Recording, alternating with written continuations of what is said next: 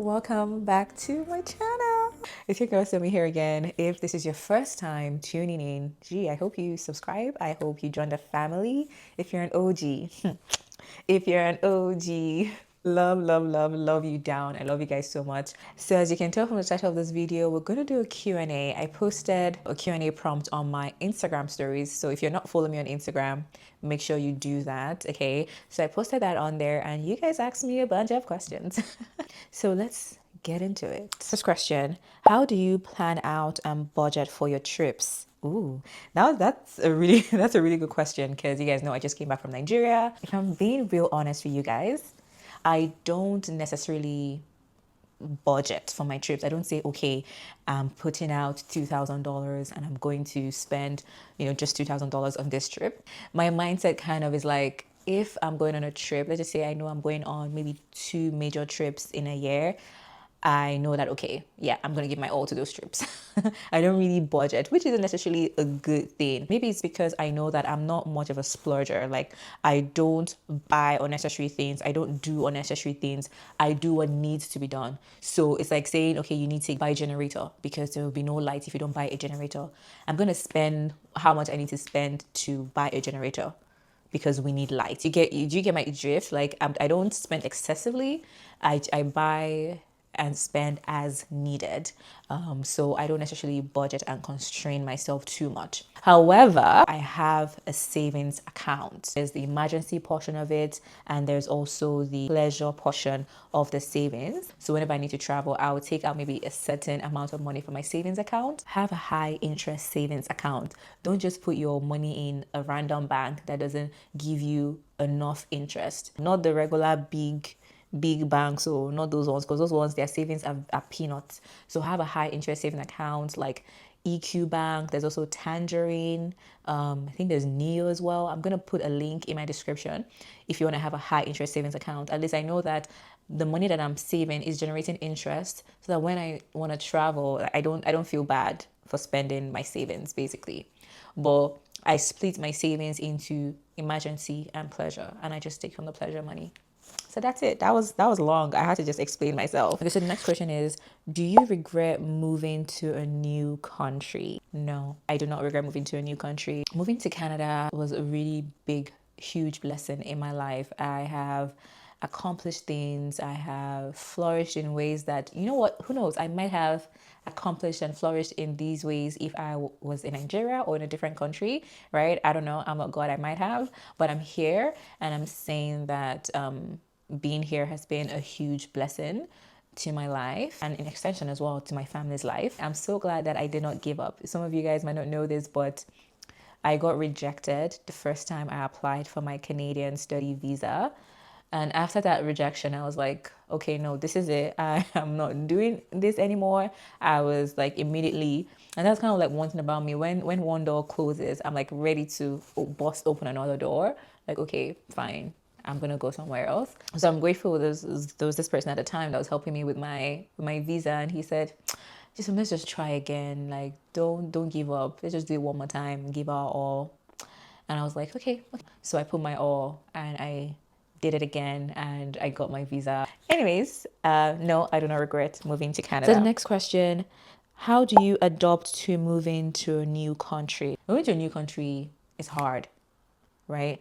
And especially if you don't even know anybody. Yes, I moved to Canada, but I knew 2 people. There were like 2 people in my city that I knew before arriving, which made it seamless for me. So I can't imagine how tough it is for people that move without knowing anybody at all. So I truly understand like where this question is coming from. I'll say research. Do a lot of research before you come. If you know, okay, you want to move to Canada, what province is best for me? Granted, just a disclaimer, anywhere you move to, by God's grace, you do great, you flourish, and God will be with you through it all. But do your due diligence, do your research. Okay, what province do I want to move to? Okay, and then in that province, what city suits me best based on what I want to study, what I want to do. Do a ton of research. Also, something that people I think maybe forget: Facebook. Join groups. Sometimes even WhatsApp. If you're lucky enough to be able to get into a WhatsApp group of like Nigerians or Africans in a certain city, if you can do it. I know that the WhatsApp group that I'm on for Africans in my city, we had people that were still in Nigeria in the WhatsApp group asking for information, receiving information about the city that they're about to move into. Even though at some point we had to remove non-Canadian numbers because of scam and all of that.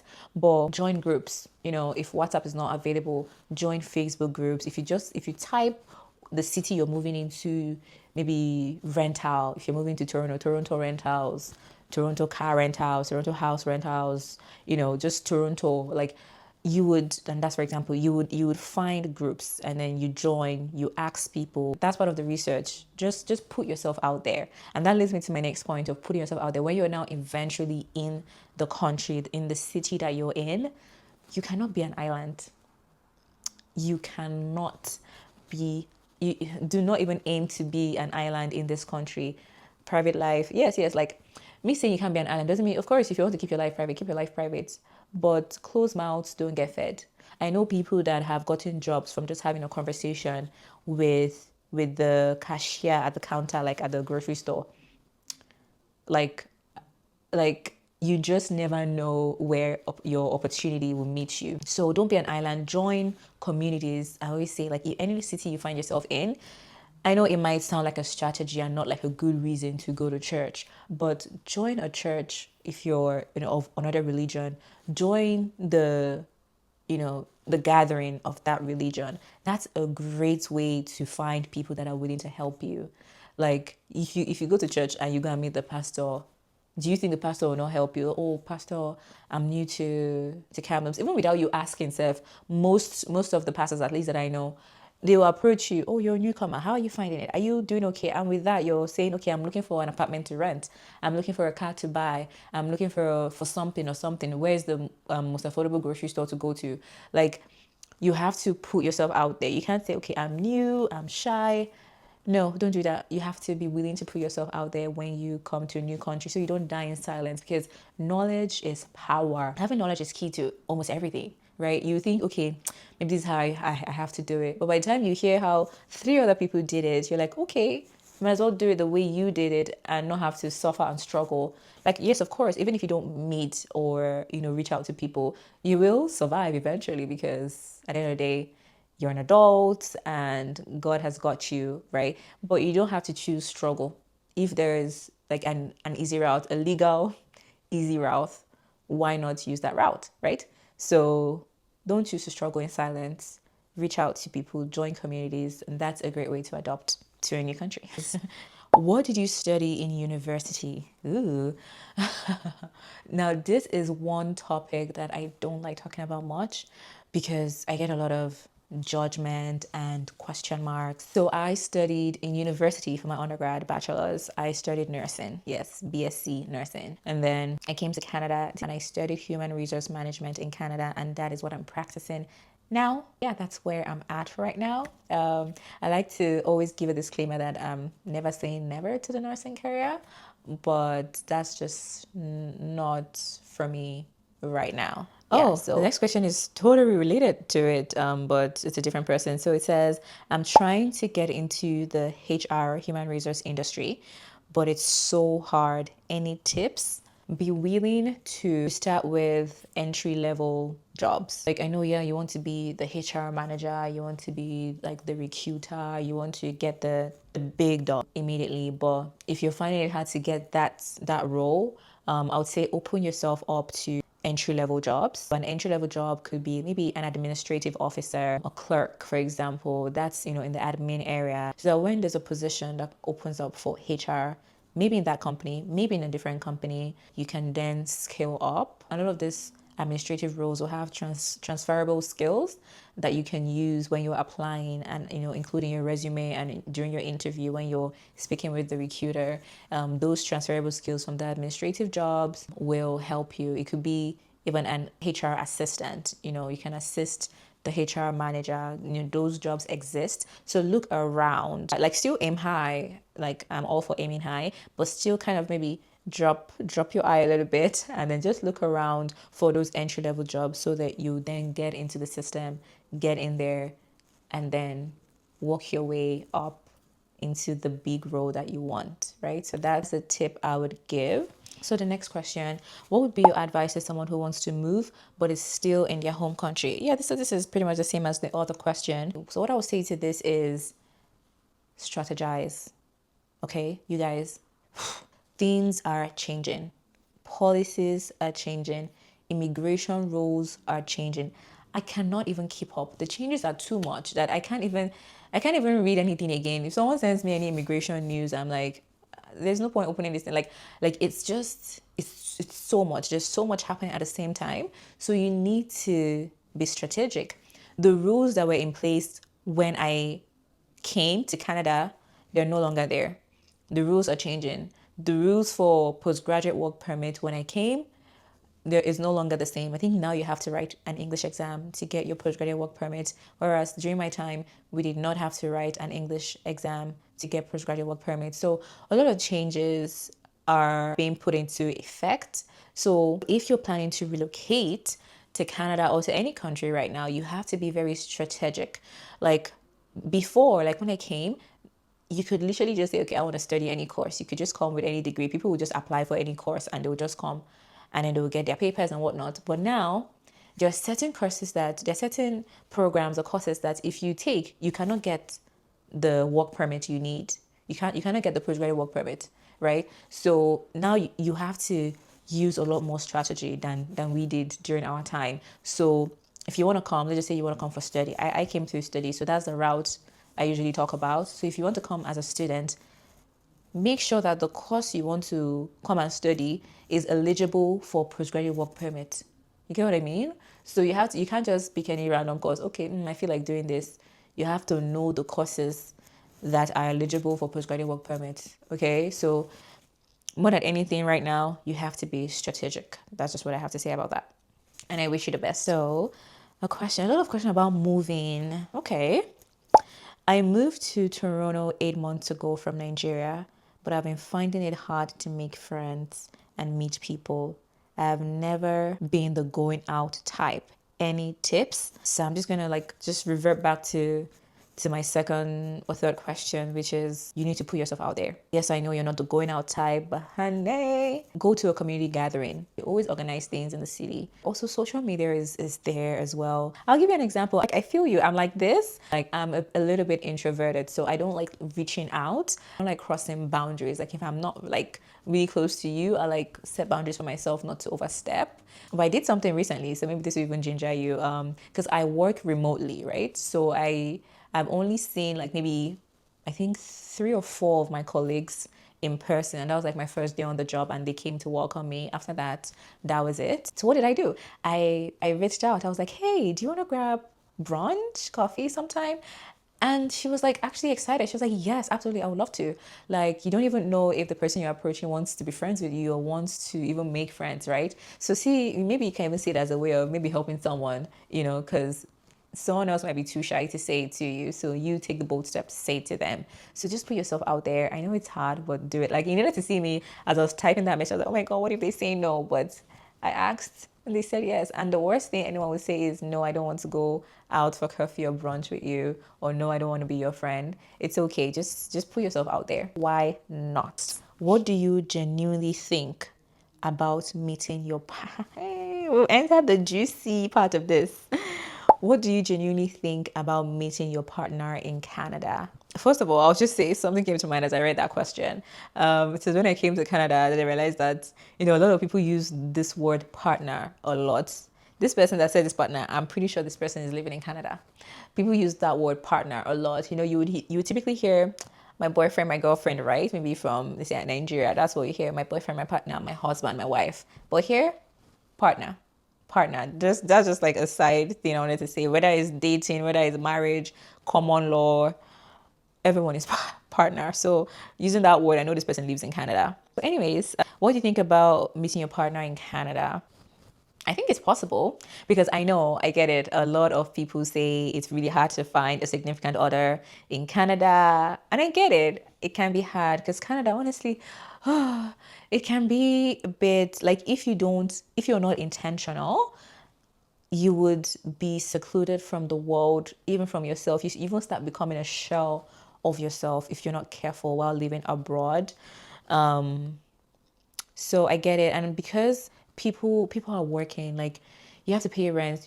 Unlike say Nigeria that you pay your rent yearly, people are paying rent here every month. Your bills are coming. If you're lucky, every 2 months, you have to pay your insurances. Like things are expensive. Groceries are expensive. Well, everywhere now. So people are always working, right?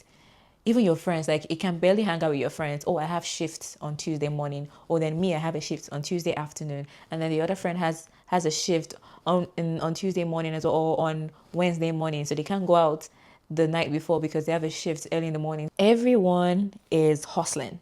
Everyone is working really hard, which then makes it hard to mingle, socialize, and meet people and get into relationships and get married and all of that, right? But do I think it's possible? Absolutely. Like there are people who have met themselves here. So why not? You just again put yourself out there. I would say honestly, be kind to people. This is just such a random, sounds like a random advice, but I would say be kind to people because you don't know, like people are watching. You think, oh, you're just living your life anyhow, or oh, I'm just living my life, no one's watching. People are watching. People watch the way you treat people. People watch the way you carry yourself. And it's funny because I was just talking to like my department in church. We are just gisting one afternoon, and just like people have to, like Canada, I've seen it so many times, and if I'm being real honest right here, if I'm being real honest, I went through that stage of like not caring. There was a certain point when I was in school, when I was schooling and working, and then you're trying to pay tuition, you're trying to do this, you don't even care about your appearance. If I'm being honest, I went through that stage as well, and I see people go through that stage. I think what makes now the huge difference is, do you stay in that stage forever? Because there are people that just there's some people that once you enter that stage, that's it. Like I have not seen them come out of that stage of their life yet. They're still there, even after school. They're working. They're still in that phase, because you start to be like, what am I looking good for? Why do I need to appear nice, right? It sounds like a bunch of different nothings, but it all kind of comes together at the end of the day.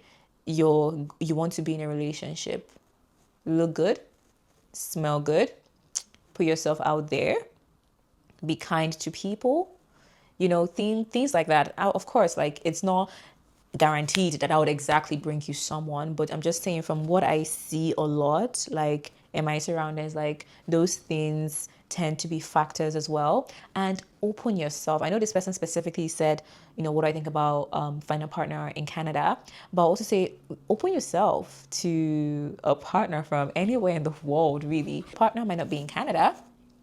Your partner might be in Botswana. Your partner might be in the United States. The United States is really close to Canada. Travel, maybe that's another thing. You have to open yourself up. Travel a bit more. Get those visas. I know sometimes, like if you're watching this, you're Nigerian, you have a Nigerian passport, you're like, I beg, getting visas, traveling, and whatnot. Put yourself out there. And there are several ways to do that. Travel, go to community gatherings locally. You can travel within Canada. You don't know who you'll meet, right? So at the end of the day, nobody meets their partner sitting down on the couch in their house. Bam. Abby? So you have to put yourself out there, whatever that means for you, or how far you want to put yourself out there. Put yourself out there. It's absolutely possible. There's so many married people around. People meet their partners in Canada, somewhere else. Just be open is what I would say. Oh, I think I was going to say something else. Oh, and I forgot. I should have said it. What was it?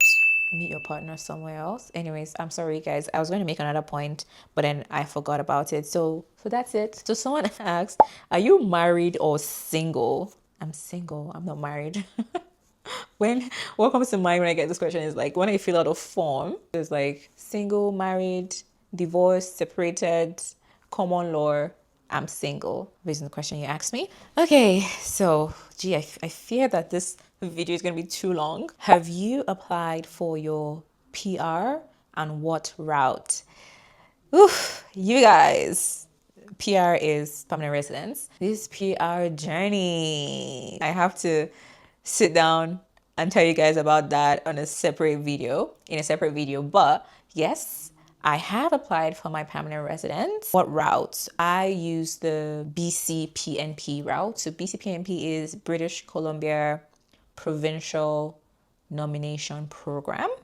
Yeah, right. So every province has a PMP. So I'll just say I use the PMP route. But then because I live in British Columbia, it's BCPMP. If you live in Ontario, it's Ontario PMP, Newfoundland PMP, right? So I use the PMP route and I have applied for my permanent residence.